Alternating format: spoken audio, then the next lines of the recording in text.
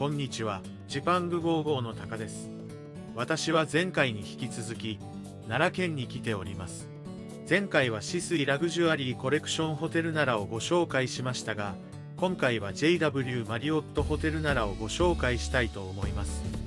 日韓首脳会談の会場としても使用され、観光にも便利なホテルをたっぷりお届けします。このチャンネルはホテル紹介を中心に、各地の観光スポットをご紹介しています。動画作りの励みになるので、チャンネル登録、高評価いただけると嬉しいです。それでは早速ご紹介していきます。JW マリオットホテル奈良は、近鉄奈良駅からバスで15分、徒歩で25分ほどの場所にあります。決まった時間帯であれば、近鉄奈良駅と JR 奈良駅から無料の送迎バスも出ています。ホテル近くの停留所から有料の伊丹空港行きリムジンバスも出ているので、アクセスがとてもいいですね。無料送迎バスもそこそこ大きいので、乗れないことはなさそうです。JW マリオットホテル奈良は、マリオットインターナショナルが誇る高級ブランドの一つである JW マリオットの日本初進出ホテルとして2020年に開業しました。世界的な格付け、フォーブストラベルガイド2025にて3年連続で4つ星を獲得しており、県内トップクラスの手厚いサービスが受けられます。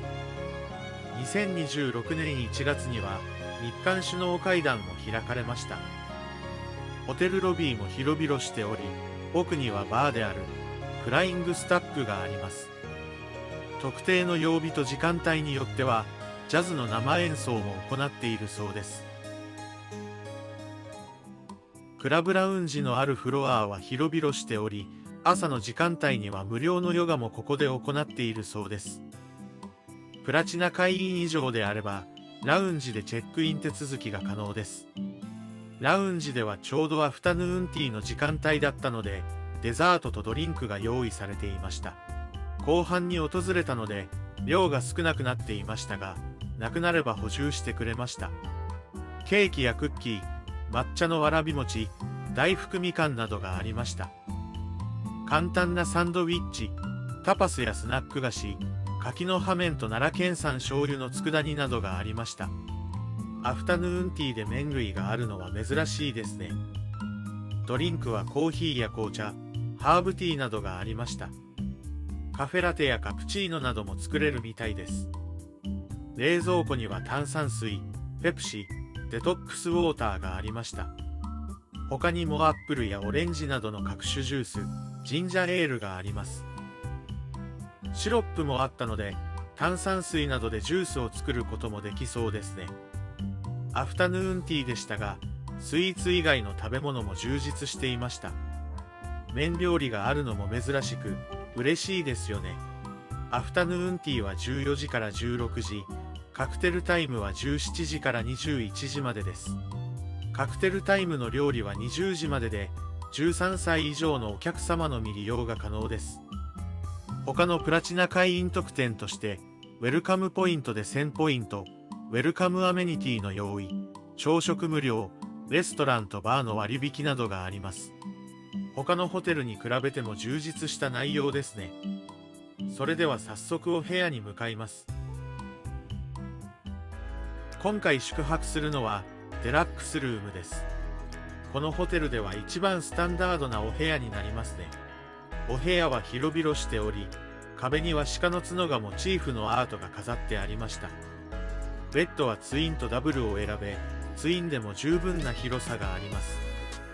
サイドデスクにはスピーカー型の時計と心身を整える曲のセットリストまで用意されていました。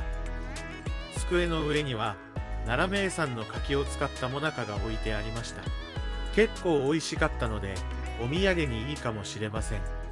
テレビも大型で自身の契約がある動画サイトも視聴可能でした。ミニバーもスタイリッシュないでたちですね。ドリンクはネスレのカプセルコーヒーなどがあります。他にはほうじ茶や紅茶などもありました。引き出しや冷蔵庫の中には有料のアルコールやスナック菓子もありました。お値段はこんな感じです。お部屋の窓からは正面にある奈良市役所が見えます。目の前が開放的なので、よく光が入ってきますね。洗面台は通路とベッドルームから出入りができるようになっています。広々しており、使いやすそうですね。アメニティはボックスに入っており、コットンや歯ブラシなどがありました。スキンケアセットで化粧水や乳液などもありましたね。ドライヤーはノビーのドライヤーがあり、風圧は申し分なかったです。浴室も洗い場とバスタブが分かれており、広々しています。シャワーはレインと手持ちがありました。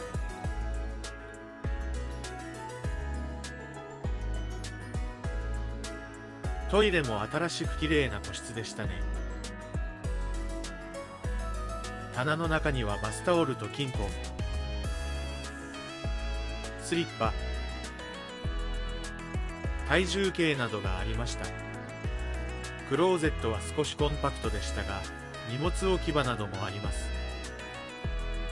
パジャマとバスローブも一緒にかけてありました。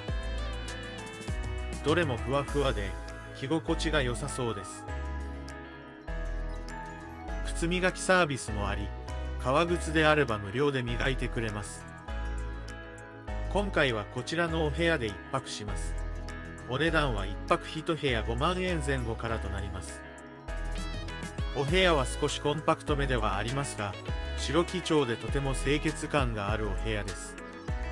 無料のサービスも充実しており、朝7時からのモーニングヨガ体験やレンタルサイクルなどがあります。プールも無料で利用できるので、ゆっくりした滞在を楽しめそうですね。私もレンタサイクルで少し離れた平城京跡に向かいました。お水なども用意してくれたので、とても助かりましたね。特に平城京跡は広いので、自転車があってとても助かりました。皆さんも奈良の観光にぜひ活用してみてください。それでは館内にあるプールを利用しに行きたいと思います。ジムはプールと同じフロアにあり、結構広々していましたね。お水やタオルなども用意されていました。プールはスパ内にあり、マッサージなども受けられます。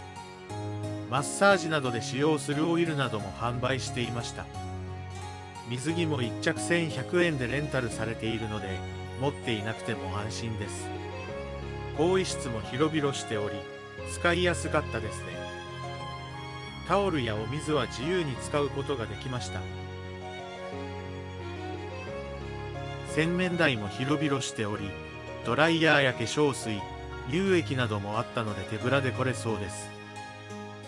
プールサイドにはデッキチェアがあり、ゆっくり横になれるようになっています。水温も程よく、温水プールなので一年中利用可能です。ジャグジーもあり、冷えた体を温めることができました。プールサイドにもデトックスウォーターとお水が用意されていました。デトックスウォーターが常に飲めるのはいいですね。利用日が平日ということもあり、利用者はあまりいませんでした。ゆっくりした時間を過ごせるのもいいですね。利用の際は、混雑緩和のために予約が必要な場合もあるので、事前にチェックしてみてください。それでは続いて、カクテルタイムのラウンジに向かいたいと思います。カクテルタイムでは、アルコールと軽食を提供しています。スパークリングワイン、白ワイン、赤ワインがあり、日本酒もありました。カクテルも数種類あり、スタッフに言えばドリンクも作っていただけます。冷蔵庫の中には瓶ビールもありました。タパスのようなおつまみ、トマトのフリット、ミートソース風味のマカロニ、小鉢に乗ったサラダなどがあります。パンも2種類ほどありました。他にはちょっとした小鉢のおつまみやスープなどもあります。奈良の名産品であるごま豆腐があるのも嬉しいですね。デザートもマンゴーゼリーなどがありました。カクテルタイムは12歳以下が利用できないこともあり、昼間とは違った大人の雰囲気になっていました。種類はすごく多いわけではないですが、夕飯代わりにお腹を膨らませられるくらいにはあったと思います。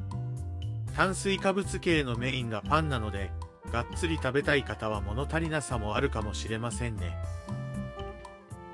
味はどれも美味しく、おかわりしたくなるような小鉢が多かったです。お酒の種類も多いので、楽しみながら夜のゆったりした時間を過ごすのもいいと思います。それではしばらくゆっくりしてから部屋に戻ります。部屋に帰るとターンダウンサービスでベッドが整えられ、ピローミストとメッセージカードが置いてありました。今日は先ほどのリストの音楽を聴きながら、ゆっくり休みたいと思います。おはようございます。早速ですが、ビュッフェ形式の朝食をご紹介したいと思います。まずはサラダや上に乗せる付け合わせ、ドレッシングなどがありました。ホットミールもいろいろありました。がんもどき、焼き魚、ベーコン、ソーセージ、焼きトマト、ブロッコリー、卵、抹茶スフレなどがあります。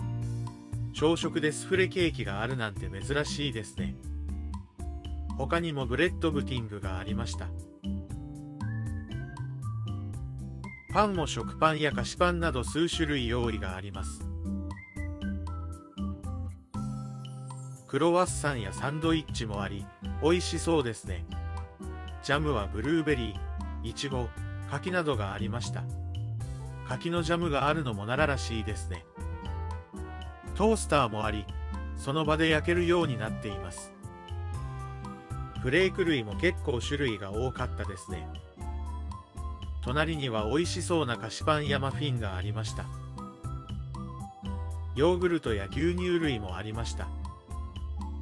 和食も充実しており、漬物、豆腐、梅干し、担々麺スープ、名産の奈良漬けもありました。他にもご飯のお供がいろいろ用意されていますね。おかゆ。お米は8代目、義英で取り扱っているものだそうです。お味噌汁は名産の五徳味噌を使っているみたいですね。ジュースはオレンジ、グレープフルーツ、スムージーなどがありました。スムージーは日替わりで、本日は大和マナを使ったもののようです。出入り口にはテイクアウトできるコーヒーもありました。スモークサーモンやフルーツも数種類ありましたね。卵料理はスタッフの方に言えば出来たてを提供してくれます。フライドエッグなど珍しい料理もありましたね。私はエッグベネディクトを注文しました。ほうれん草やベーコンなども中に入っており、結構美味しかったです。ビュッフェの内容はしっかり充実していましたね。特に和食は奈良の名産品をしっかり用意されていました。料理の種類自体は他のホテルに比べてすごい多いわけではありませんが、味はどれも美味しく、いろいろおかわりしたくなりました。フルーツ以外にもスフレケーキがあるなど、デザート系があるのも嬉しいですね。皆さんも宿泊した際は、ぜひ朝食を利用してみてください。